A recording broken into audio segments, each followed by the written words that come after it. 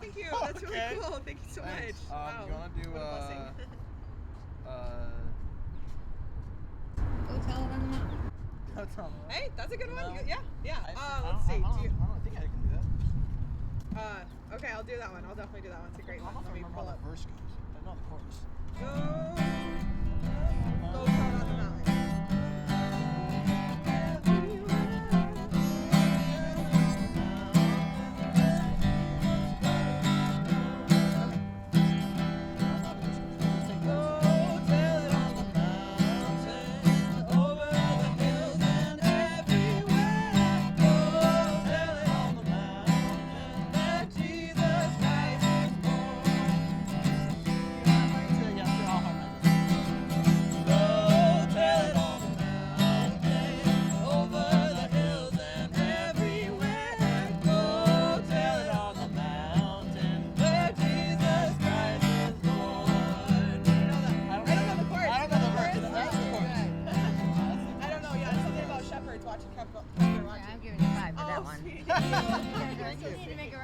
Thank you. Well, with all this, we probably can. Yeah, at this point with the recording, we will do. I mean, between this and the I don't know that one well enough though. Okay. I've got a version of. Well, I don't know if I can do it now, but yeah. Just Close to Walk with Thee. Do you know that one? Oh, maybe. So close to walk. Why don't you take it? Oh wait, I might know it. I might know it.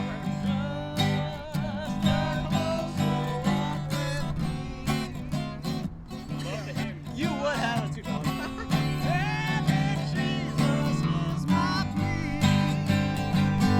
I'm just gonna tuck it under here for safekeeping.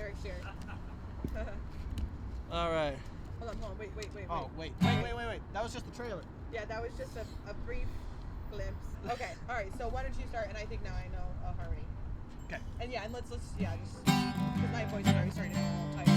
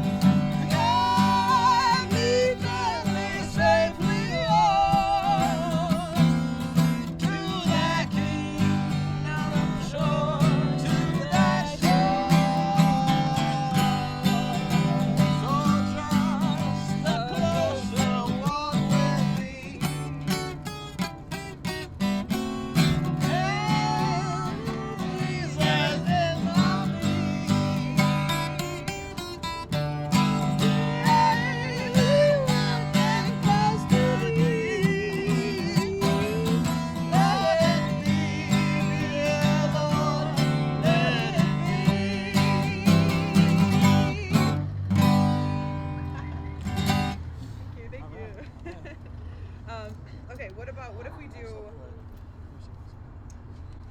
I made a little mess. Oh, we haven't done the other one. The Steel drivers. Oh shoot. Okay, I should do that before my voice is like blown because it's already feeling tired. Yeah. To be with you again. Okay. And the original key's good, right? Should be okay. Yeah. Let me know if you want lower. Oh gosh. Okay. I forget how it Hopefully this doesn't go too poorly.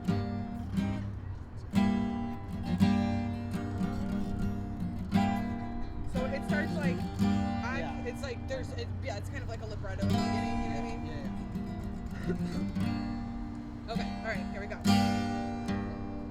I cannot wait for dawn to break. I must be on my way. But before I pass this way again, be many a dark, dark day. The sheriff does not know my face. He does not know my name. Thank you. God Tuck it bless you. under the, But before the sun goes Thanks. down again, you'll know that does the same. One kiss before I leave you, and one more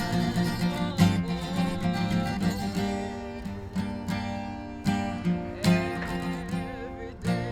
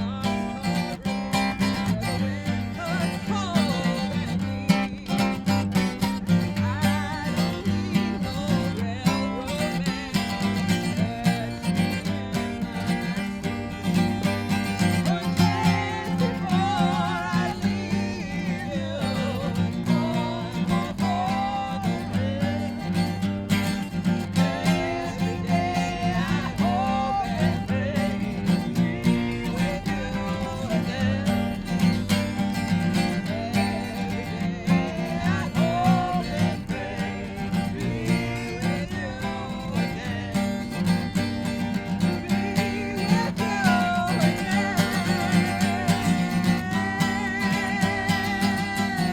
with Yeah. Yeah, it's our first time doing that one, so first we're time doing a lot of it. yeah, that's true. In a way. Okay, I think we should do maybe just one more? acoustic, like a acapella maybe. Sure. Go for it. You want to do Beyond My Vision? Yeah, let's do that. That's a good You want to do that one and I'll harmonize? Yeah. Okay. Oh well. What this key, is. what key do you like to do in? Be thou my vision, O Lord of my heart. Not be all else to me, save that thou art.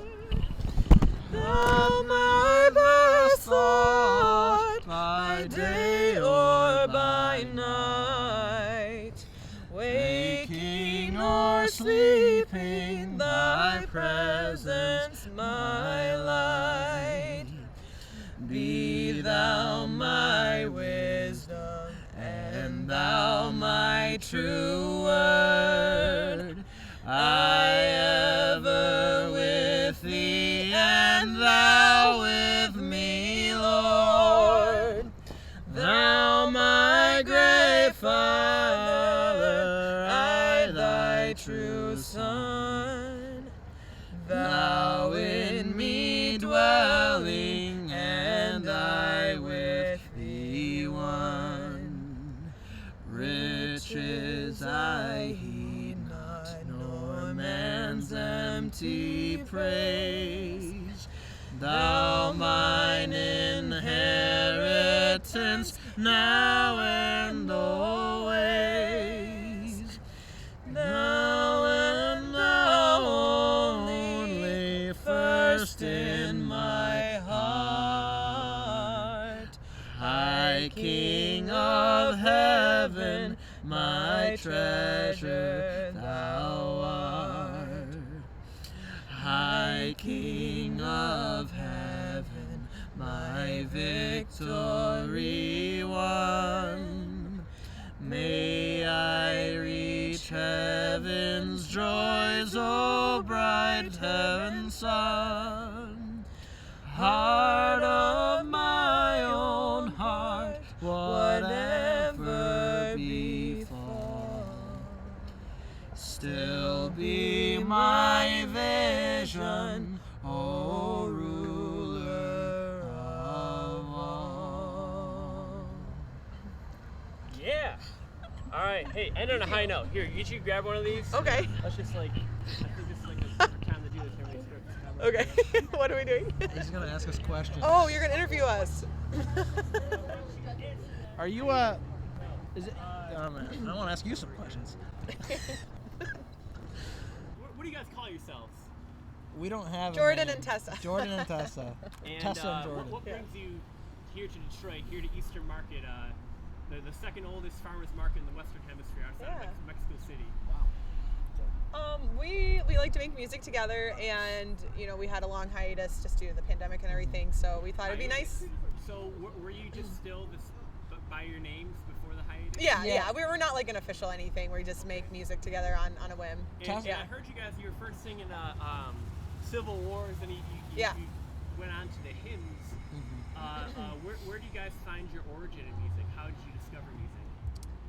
I mean, for me, just growing up, hearing the music that I grew up with, I grew up in a religious family, so any kind of folk and rooted music and like the music, gospel and hymns and stuff.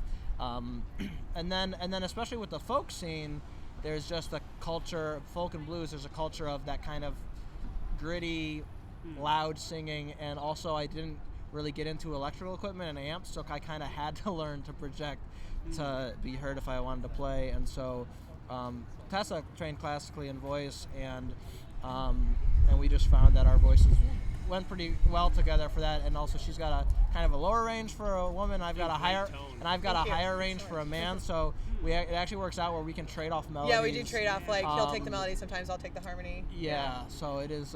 It's pretty allows for some harmonic flexibility. Yeah, and I come from a very musical family.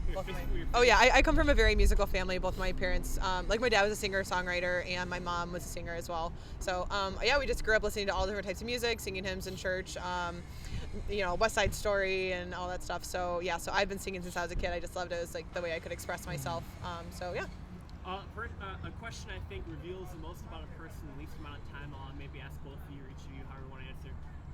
Is mankind inherently good? No. Good answer.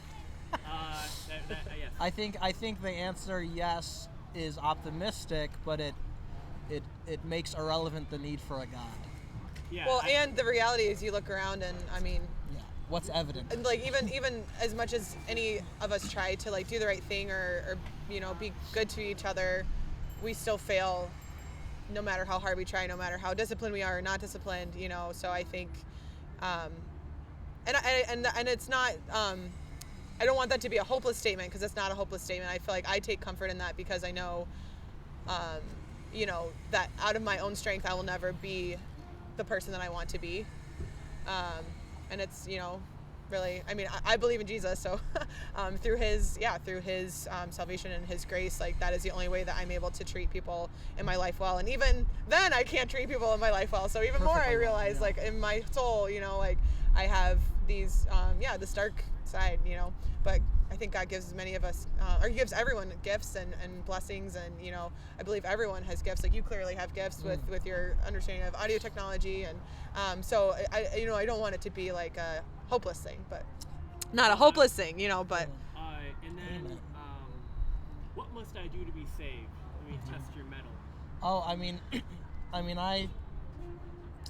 Nothing. The simplest, yeah, right. That's nothing. In terms of to me, the simplest answer and the most full answer is accepting Jesus as your Savior, because he has proven through his life and then being resurrected. There's even a Jewish scholar in the 70s who's not a believer. Even his name's Pinchas Lapid. Even he affirms that Jesus probably did resurrect based on the evidence. And so I think that proof verifies that Jesus is who he says he was, which is God. And so he proves that he has the power to condescend to us and raise us up. And so only in trusting in that power. But in terms of like, can I say so-and-so's saved, so-and-so's not saved? I'll never have that kind of confidence. That's up to God to decide. But regardless, like, it's not... We there's literally nothing that we can do out of our own strength to receive grace. Like, that's the whole point. Like, Jesus saw that no matter how hard we tried, we were failing each other and we were failing him, and so he came and he did the work. There's literally nothing that we can do, and he's going to extend that. The most we can do is turn to him and receive. But those are pretty small actions compared to what he does. Well, like Jesus came down because everyone was like trying to figure out, like, through the law, like, how do we receive God's grace, and it was like, there's no way that you could follow all these rules. Like, it's not about following rules. It's just God is. How did each of you receive God's grace? What is each of your testimonies? Well, for me, it's kind of a long, slow burn. I think I have addictive tendencies and obsessive tendencies and desire for reputation. And those things unchecked would lead me astray pretty quickly. And so for me, just to be born within a family of faith was like stage number one in my salvation, just setting me up with some basic, like, the knowledge of understanding, or even just having the precedent that God, right. And then just he's constantly blessed me throughout my life and given me opportunities, second chances, third chances, fourth chances, to return to him. I'm a Jewish believer in Jesus, and Israel's history is full of leaving God and then returning. And so he's allowed me that latitude, not in a let me abuse that kind of way, but in a way that helps me recognize his love and mercy. You're a Messianic Christian, and you? So I was raised in the church, but I was very angry at God just for stuff in my, what happened to my family. We lost our dad at a young age, and I appreciate it. I was 9 years old. What happened? He passed away from lung cancer, and so I had never believed at that point, and I was like rejecting God and very angry at him. But I said I didn't believe him, but really, like, all my actions point that I did believe him, and I was just really pissed off at him, to be honest with you. So I appreciate it. But 2 years ago, I, like, after really, like, just being on a lot of drugs and partying and just pursuing literally every other avenue to, like, basically searching for God in every place that wasn't God, I had a breakdown, and Jesus was there, and he like literally saved my life because I was having like such a serious breakdown, like I needed like intervention. And so so then about just over 2 years ago, I met Jesus for the first time. And it was like, really? The whole time? Like, God, you were there the whole time. Like, and like the anger doesn't go away. Like, and God is able to, like, he's God. He can handle patient. Whatever anger you have at him, or feeling like he's failed you, or feeling like he hasn't been there for you or your family, or whatever it is that you're going through. He's there. And so that's my testimony. Just that I just ran from him as far as I possibly could, and he still is there for me. So now I'm gonna finish with the lightning round, and then ask you to okay. folks at home with a piece of wisdom each of you. Now here's the lightning round. What's an ordinary, like an average, everyday task that you have trouble with for some reason?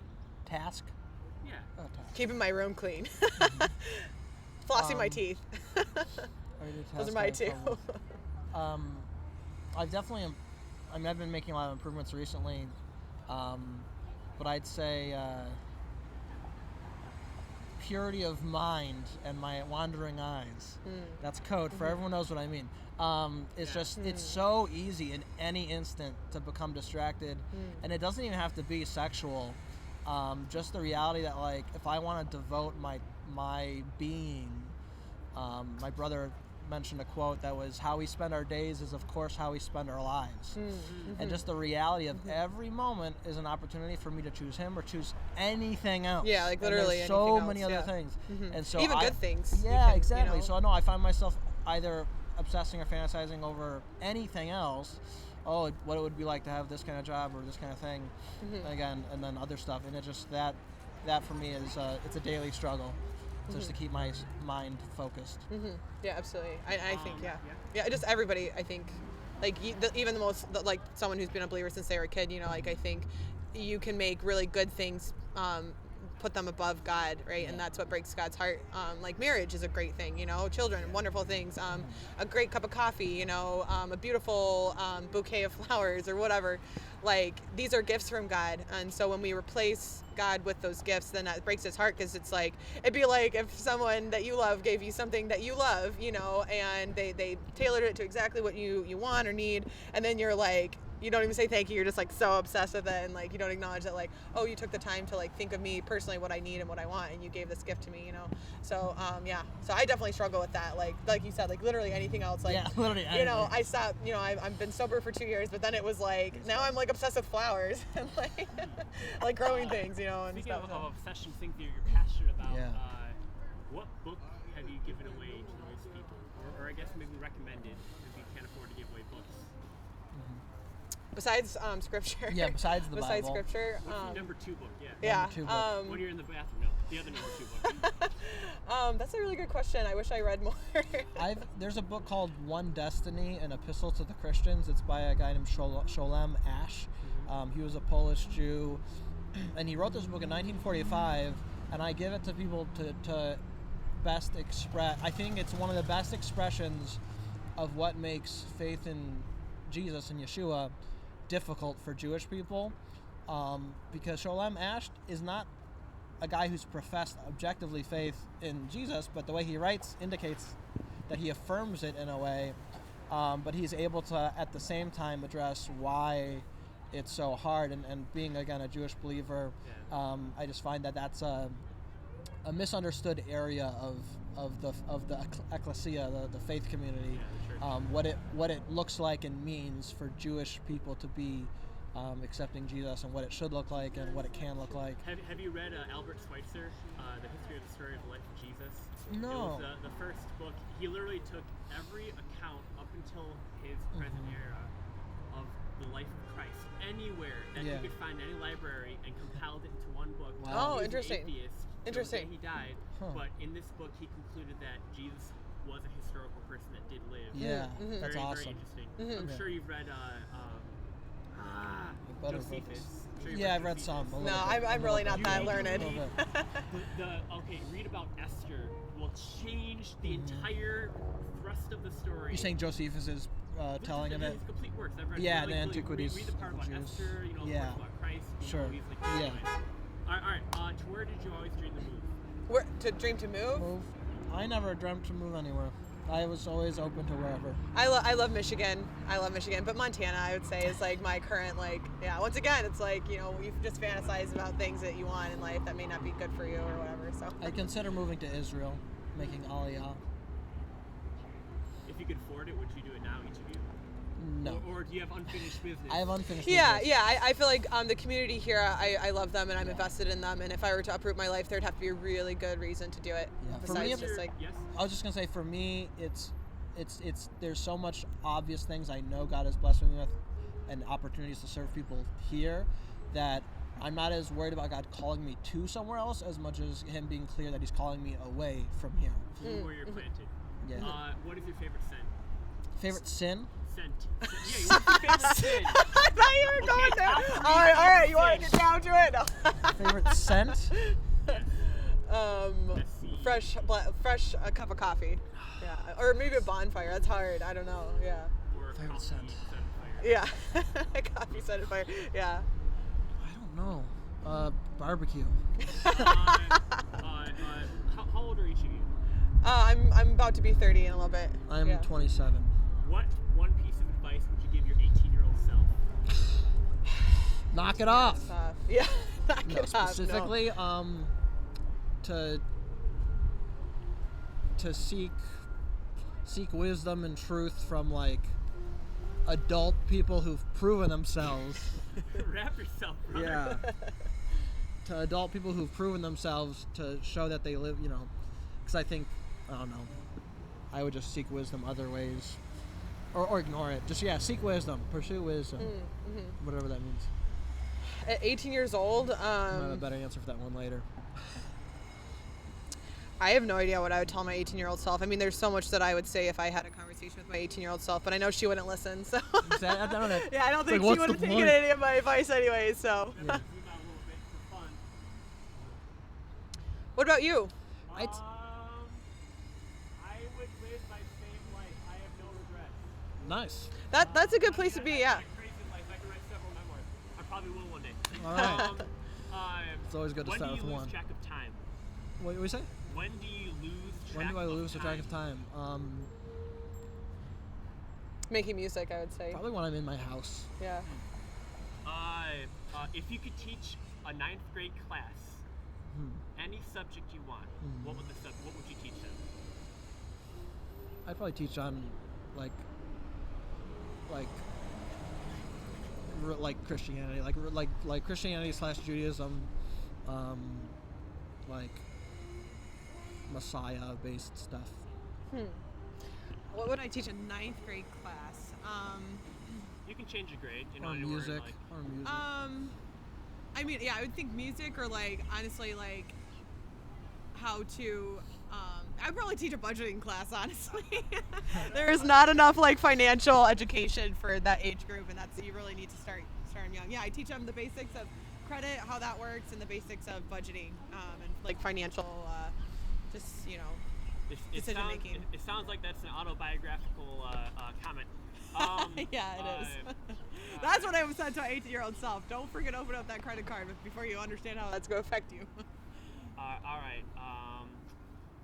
So let's just finish up. Let me think. Do you guys have any life verses? Life verse or scripture really speaking to you at the moment? For me, the one that's spoken to me the most recently is God's words to Cain, actually, because Cain is annoyed. And I'm not trying to choke you, but let's just do it right. Thanks. His words to Cain are, Cain, why are you? And so I just say it to myself. I say, Jordan, why are you downcast? Or why is your countenance fallen? Don't you know if you do well, it will lift? But if you do not do well, beware, for sin is crouching at your door and its desires for you, but you must be its master. All right, couple more questions. All right. Well, what's your Oh, verse? I'm sorry. It's sorry. okay. You're chattering. I'm gonna end this very quickly. So mine would be, peace I leave with you, my peace I give to you. I do not give to you as the world gives. Do not let your hearts be troubled, and do not be afraid. I think that has been really encouraging to me and comforting to me throughout the pandemic and even just in general. Beautiful. If you could have a billboard with a single message on it that can maybe be seen around the world, non-commercial message, let's say, what would your billboard have on it? Pizza! No, I'm just kidding. I have no idea. Just a one word? Or just like a phrase? Image, or words, a billboard. Yeah. It's your canvas, or your blank canvas, your billboard, everybody's going to see it. I have no idea.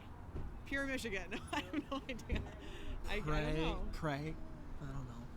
It's sort of like if you had to pick a vanity plate, what would you sum yourself up to be, known as? Oh. No. All right. We'll just finish up here. Leave the folks at home with a piece of wisdom. Wisdom for the folks at home. Wisdom for the folks at home. Oh, okay. You'll 35% of your credit score is made up by missed history payments or on-time history payments. 30% is your utilization, so keep your balances below 30% of your total limits. No, I'm just kidding, but yeah. And then it's 15% is your variety of credit. 10% is, oh my gosh, what is it? Anyways, we'll not I worry wonder about what you that. do for a living. New No. inquiries, yeah, new inquiries on your, yeah. Anyways, Sounds like you work in finance, and you? Community is necessary. Like, you're not an island. Whether you have decided what you believe or not, you need people, and chances are people who are kind and loving are going to be the best kind of community you could have. But forgiveness and mercy is also vital to the survival and endurance of community, because without that, you'll just have, small snippets of community instead of like a real deep roots. All right, and then any message to the folks at home, how they can follow you, how they can support you, maybe like a Cash App, or you're going to make one day. Anything you want to tell the people watching, they care about you, they stuck with you all this time. I don't really have. I'm on Facebook. I have a musicians page. It's called Jordan Yeah, follow Blanchard. his musicians page. It's we'll post them. facebook.com/Jordan Blanchard Music. That's also, that handle, Jordan Blanchard Music, is also my Instagram, but my Instagram's inactive, but it's also my Venmo, Jordan Blanchard Music. So Jordan Blanchard Music, Jordan Blanchard is my Facebook. But yeah, we'll be considering, I don't know, putting something together maybe someday. We'll make a name for ourselves someday. Who knows? All right, But we'll be every week. Hopefully we'll see each other again. Praise Thanks. Cristo, Haze Cristo, follow the simultaneously good, true, and beautiful. Thank you for Amen, yeah. for being freezing with me. yeah, can we buy you a coffee? No, I'm good. Are you sure? I got. Oh, thank you.